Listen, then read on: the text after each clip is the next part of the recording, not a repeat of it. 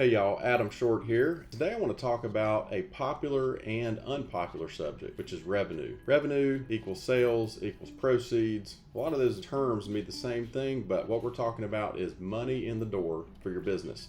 And I want to talk about why every dollar of revenue is not created equally. So to unpack this, I want to ask you a question. Would you rather have $2 million in annual revenue or $500,000? Before you answer, let's dive into what those scenarios might look like. So first of all, I want to talk about some things that are overrated as a business owner. Number one, revenue, i.e. sales, money in the door. People talk about revenue all the time as business owners. What's your revenue? What's your sales? Even on Shark Tank, that's the first question that Mark Cuban will ask. What's your revenue? What's your sales? All of them do it. It's important, and while it's important, it's not the most important in my opinion and experience. Another thing that's overrated is new customers and clients. We all get excited when we get new customers, new clients that want to pay us for our services and products, and that's totally fine, normal, and I think every business owner has been there many times, but it's overrated. What about new product or service offering? Hey, you got a new product to launch, you're excited to bring it to market, to let the public know about it, super excited. That's overrated, and I'm going to explain why. Here's what's underrated, I think. Customer and client alignment. Are you working with the right kind of clients? Are you targeting a specific segment of clients? Are your clients happy? Or do you have a client base that's just always mad and you can't please them? What about gross profit and net profit? Gross profit is your profit after you pay your cost of goods or cost of labor or both. Net profit is what's left over after you pay all your expenses. So $2 million in revenue, what if your profit is 0 or less? Would you still want $2 million in revenue,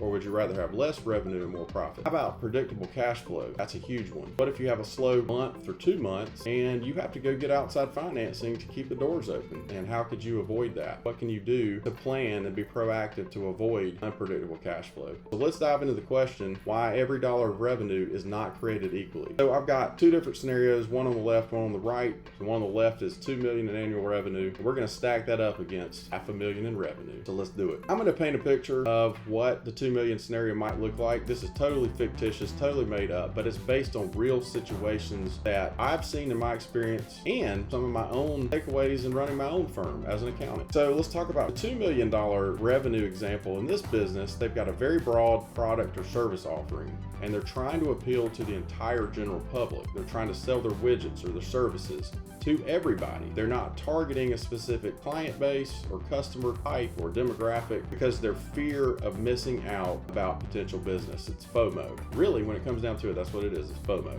And so we're trying to be all things to all people. But here's the deal. When you're the jack of all trades, you're the master of none. So this concept of being broad, being a mile wide and an inch deep, actually works to your disadvantage as a business owner because you're trying to do too many things. Yeah, your revenue's higher, but what's your profit? Because you're spending money on so many different projects that you end up unfocused and you end up unprofitable. You might have angry customers. They're never happy no matter what you do to serve them. You bend over backwards. You work your absolute hardest to make them happy. But at the end of the day, they are misaligned clients and there's not a good fit together, which creates stress in your team and in you, the business owner. Cost overruns, this is a huge one. So what I mean by that is labor and materials. So the people you're paying, your employees, your contractors to produce your product or service, to actually deliver that to your customers and clients. What if you have gross profit margin of 10% at best? So what does that mean? That means you got $2 million in the door and you spend $1.8 million on your labor, your materials to get that product to the shelf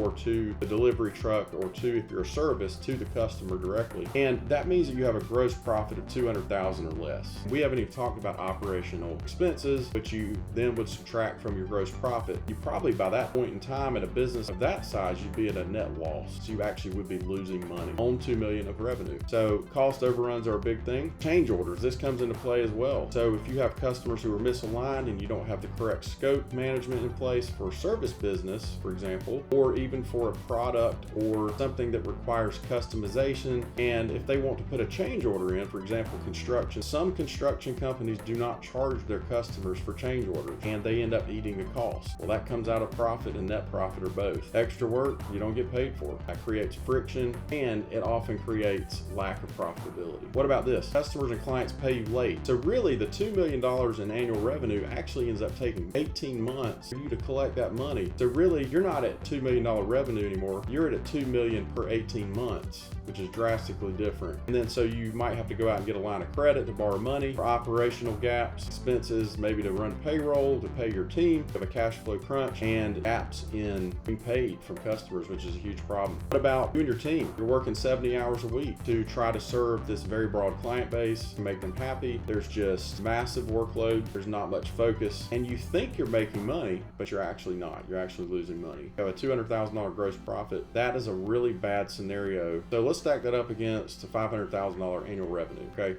Completely different scenario, example. And in this situation, you have a very narrow, focused, specialized service and product offering. You are targeting a specific type of client or customer, whether it's a demographic, geographic location. So you're focusing on a very specific type of customer client. You have clients who are aligned. They appreciate and value what you're doing for them. They're happy to pay you because they love the product, they love the service, they love you. And you probably have little or no cost overruns because communication and scope management is so dialed in. Everybody knows what to expect. You've got accurate planning for cash flow, and you might have a gross profit margin of about 50%.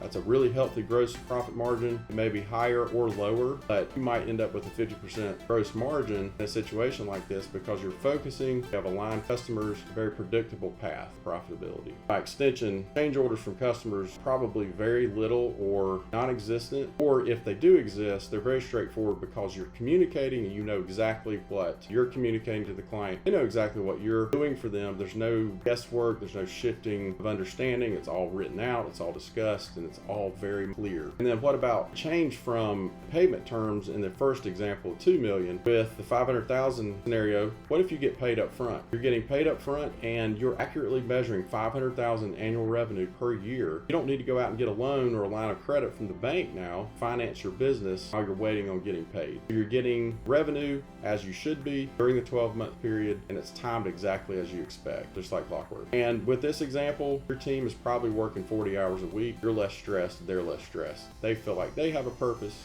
and everything is working well. And by the way, you end up with $50,000 more gross profit. So you have $250,000 versus $200,000 in the first example. And by the way, you're working 57% of the time volume. So 40 hours a week versus 70. Quite a different picture and outcome here with the second example of $500,000 in annual revenue. So back to the question, would you rather have $2 million in revenue or $500,000? I'd pick the $500,000 because I'm going to have more money left over after the expenses are paid.